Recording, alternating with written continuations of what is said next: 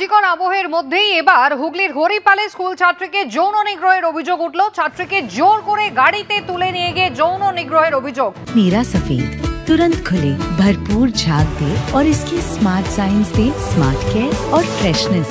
मेरी चॉइस मेरा सफेद। প্রায় 15 কিলোমিটার দূরে রাস্তা থেকে নাবালিকাকে বিবস্ত্র অবস্থায় উদ্ধার করা হয়।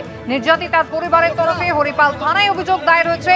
পক্সো আইনে মামলা রুজু হয়েছে। অভিযুক্তরা এখনো অধরা। আর রাতেই থানায় গিয়ে বিক্ষোভ দেখায় সিপিএম। আজ হরিপাল থানা ঘেরাওয়ের ডাক আর ইতিমধ্যেই উত্তেজনা শুরু হয়েছে। এসপি অফিস ঘেরাও করেছে এআইডিএসও। হরিপাল থানার সামনে এই মুহূর্তে এসএফআই এবং ডিওয়াইএফআই এর বিক্ষোভ।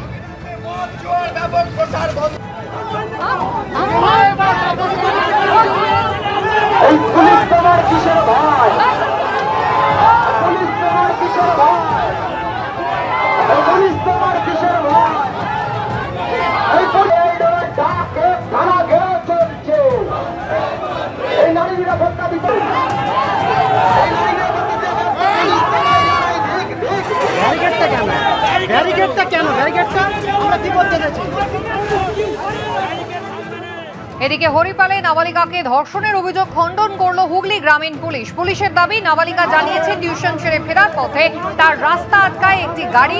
সাদা গাড়িতে 4 জন ছিল, এদের মধ্যে একজন নাবালিকার পরিচিত। এরপর ছাত্রীকে হুমকি দেওয়া হয়, বলা হয় ট্রেনে উঠতে।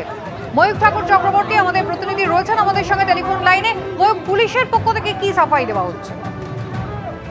দেখো, হুগলি গ্রামীণ পুলিশের তরফ থেকে যেটা বলা হচ্ছে যে গতকাল ওই ছাত্রী পুলিশের কাছে যে বয়ান দিয়েছেন, যে স্টেটমেন্ট দিয়েছেন, যে এফআইআর করেছেন, তার ভিত্তিতে পুলিশ আধিকারিকরা যেটা দাবি করছেন যে ওই ছাত্রী তিনি প্রাইভেট টিউশন থেকে ফিরছিলেন। সিঙ্গুর স্টেশনের সামনে ওই ছাত্রী দাবি করছেন, এফআইআরে উল্লেখ করেছেন যে একটা সাদা গাড়ি তিনি লক্ষ্য করেন। সেই সাদা গাড়িতে 4 জন ছিল, যার মধ্যে একজনকে ওই ছাত্রী চেনেন বলে ছাত্রী পুলিশের কাছে যে এফআইআর করেছেন তাতে দাবি করেছেন। এবং সেই ব্যক্তি ছাড়া বাকি 3 জনকে তিনি চিনতেন না।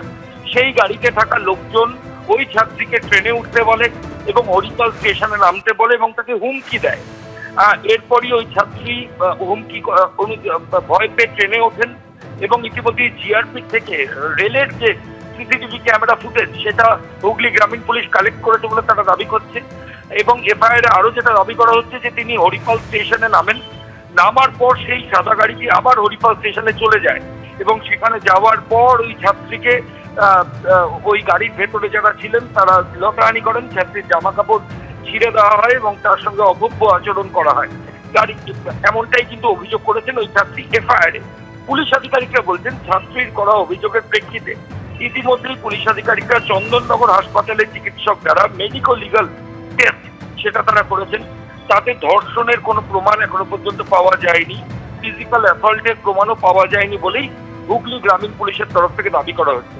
পুলিশ আধিকারিকরা আরো যেটা দাবি করছেন যে ব্যক্তিকে ওই ছাত্রী চেনেন বলে দাবি করেছিলেন তার একটা ছবি নিয়ে পুলিশ আধিকারিকরা ওই ছাত্রী এবং তার পরিবারের সদস্যদের দেখান। তারা আইডেন্টিফাই করে বলেন হ্যাঁ ওই যুবকই ওই দিন গাড়িতে ছিল, গতকাল গাড়িতে ছিল। এরপর ওই যুবককে ট্র্যাক করা শুরু করে পুলিশ জানতে পারে সে এই মুহূর্তে দিল্লিতে রয়েছে।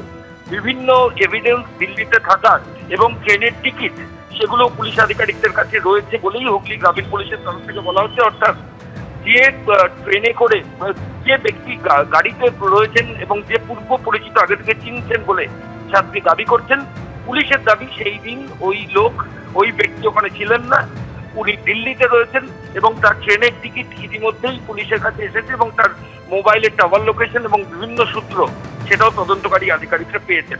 এর পাশাপাশি যে সাদা গাড়ি যেটা ওই ছাত্রীকে পথ আটকায় এবং তাকে হুমকি দেয়, লতাহানি করে, সাদা গাড়ির ভেতরে থাকা লোকজন যে অভিযোগ ছাত্রী করছেন, এখনো পর্যন্ত তদন্তে সেই সাদা গাড়ির কোনো অস্তিত্ব হুগলি গ্রামীণ পুলিশের তরফ থেকে পাওয়া যায়নি।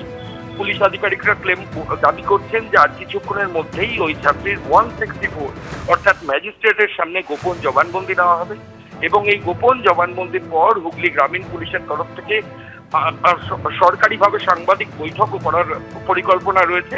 তবে ওই ছাত্রীর অভিযোগকারিনীর যা বক্তব্য রয়েছে পুলিশ আধিকারিকরা প্রত্যেক বক্তব্যের নিরিখে তারা তথ্য প্রমাণ সংগ্রহ এবং মেডিকেল টেস্ট সমস্ত পারিপার্শ্বিক তথ্য প্রমাণ সংগ্রহ সেগুলো ইতিমধ্যেই করেছেন এবং তারই ভিত্তিতে হুগলি গ্রামীণ পুলিশের তরফ থেকে এটা দাবি করা হয়েছে। ময়ূক, ধন্যবাদ।